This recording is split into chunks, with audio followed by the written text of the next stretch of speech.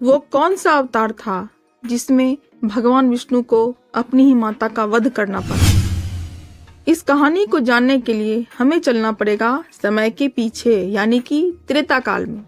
और इससे पहले अगर आपने अभी तक कहानी गुंजन के साथ को सब्सक्राइब नहीं किया है तो प्लीज सब्सक्राइब कर लें, बेल आइकन भी दबाएं और हाँ, कमेंट में जय श्री राम अवश्य लिखें। तो चलते हैं सीधा कहानी की तरफ, यानी कि त्रेता काल की तरफ।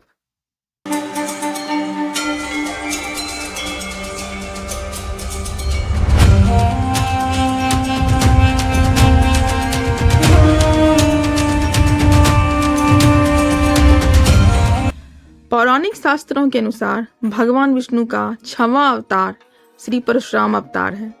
उनके पिता का नाम जमदग्नि और उनकी माता का नाम रेणुका है। परशुराम जी के 4 भाई हैं, रुकुमवान, सुसेन, वसु और विश्वावसु।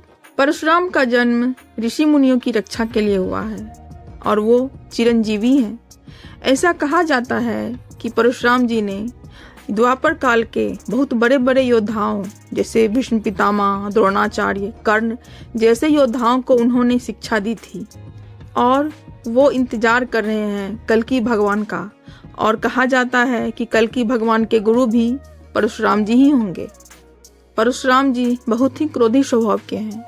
इसी क्रोध के कारण उन्होंने एक बार श्री गणेश का एक दंत तोड़ दिया था। वो ब्राह्मण कुल के हैं, लेकिन उनमें क्षत्रियों का गुण है और ये गुण कैसे आया इसकी कहानी मैं अभी आपको बताती हूँ। शास्त्रों के अनुसार महर्षि भृगु के पुत्र ऋचक का विवाह गाधी की पुत्री सत्यवती से हुआ था। विवाह के बाद सत्यवती ने ऋषि भृगु से अपने और अपनी माता के लिए एक पुत्र की कामना की थी। ऋषि भृगु ने कहा, ठीक है, मैं तुम्हें 2 फल देता हूँ, इसमें से एक फल तुम खा लेना और एक फल अपनी माता को दे देना। एक फल तुम गूलर के पेड़ से लग के खाना और अपनी माता को बोलना कि वह पीपल के पेड़ से लग के अपना फल। लेकिन सत्यवती और उनकी माता ने इस नियम का पालन नहीं किया। इस बात से ऋषि भृगु बहुत क्रोधित हुए और उन्होंने कहा कि तुमने गलत वृक्ष से आलिंगन करके यह फल खाया है, इसीलिए तुम्हारा पुत्र ब्राह्मण तो होगा लेकिन उसकी प्रवृत्ति क्षत्रियों वाली होगी, और तुम्हारी माता का पुत्र क्षत्रिय तो होगा लेकिन उसकी प्रवृत्ति ब्राह्मणों वाली होगी। सत्यवती की माँ ने कहा कि मेरा पुत्र ऐसा ना हो, लेकिन मेरे पौत्र को आप क्षत्रिय गुण वाला बना सकते हो। इस पर ऋषि भृगु ने कहा, ठीक है, ऐसा ही होगा। और फिर सत्यवती के गर्भ से जमदग्नि यानी कि परशुराम के पिता का जन्म हुआ और फिर बाद में जाकर जमदग्नि की शादी माता रेणुका से हुई, जिसके बाद परशुराम जी का जन्म हुआ। अब आते हैं कि परशुराम जी ने अपनी माता का वध क्यों किया। ये कहानी उस समय की है जब एक बार माता रेणुका जल में स्नान करने गई। जब वो वहां से वापस हो ही रही थी तब उन्होंने राजा चित्ररथ को देखा और वो उनके रूप पर मोहित हो गई। जब वह आश्रम आई तो बहुत विलंब हो चुका था। जब जमदग्नि ने देखा कि रेणुका को आने में देर हो गई है तो वो सब कुछ समझ गए और उन्होंने अपने 4 पुत्रों से कहा कि आप इनका वध करें। लेकिन किसी भी पुत्र में यह हिम्मत नहीं थी कि वो अपनी माता का वध करे। तभी श्री परशुराम जी आए, जो कि बहुत ही क्रोधित प्रवृत्ति के हैं। जब उनको उनके पिता ने कहा कि आप अपनी माता का वध करें, तब श्री परशुराम जी कुछ नहीं सोचते हुए उन्होंने अपनी माता का वध कर दिया। तब उनके पिता बहुत खुश हुए और बोले कि आपने अपने पिता की आज्ञा मानी है, मांगो, आप क्या वर मांगते हो।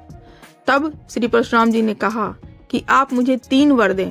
पहला वर ये कि आप मेरी माता को पहले जीवित करें, और दूसरा वर ये कि जब उनके पिता ने अपने 4 पुत्रों से कहा था कि आप अपनी माता का वध करें और उनके भाइयों ने अपनी माता का वध नहीं किया, तभी उनके पिता ने अपने 4 बेटों को स्मरण शक्ति भूलने का श्राप दे दिया और परशुराम जी ने अपने भाइयों के लिए उनकी स्मरण शक्ति वापस लाने के लिए अपने पिता से निवेदन किए।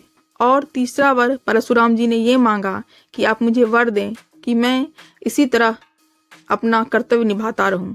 परशुराम जी का नाम परशुराम क्यों पड़ा, इसके पीछे वो कहानी है जो आपको जानना जरूरी है। कहा यह जाता है कि पहले परशुराम का नाम राम था, लेकिन जब वो महादेव से शिक्षा ग्रहण करने गए तब महादेव ने उन्हें अस्त्र विद्या का शिक्षण दिया और महादेव ने अस्त्र और शस्त्र के रूप में उन्हें परशु भेंट किया। उसके बाद से ही राम का नाम परशुराम हो गया और इसके साथ ही शिव जी ने उन्हें चिरंजीवी होने का भी आशीर्वाद दिया और श्रेष्ठ योद्धा होने का भी आशीर्वाद दिया। और कहा यह जाता है कि उनके पिता ने भी उन्हें चिरंजीवी होने का आशीर्वाद दिया था। तो आप लोगों को कैसी लगी भगवान परशुराम के विषय में छोटी सी जानकारी? अगर पसंद आई हो तो प्लीज़ देखते रहें कहानी गुंजन के साथ। हम ऐसे ही छोटी छोटी लेकिन बड़ी जानकारियाँ आप लोगों के लिए लाते रहेंगे। तब तक के लिए जय श्री राम।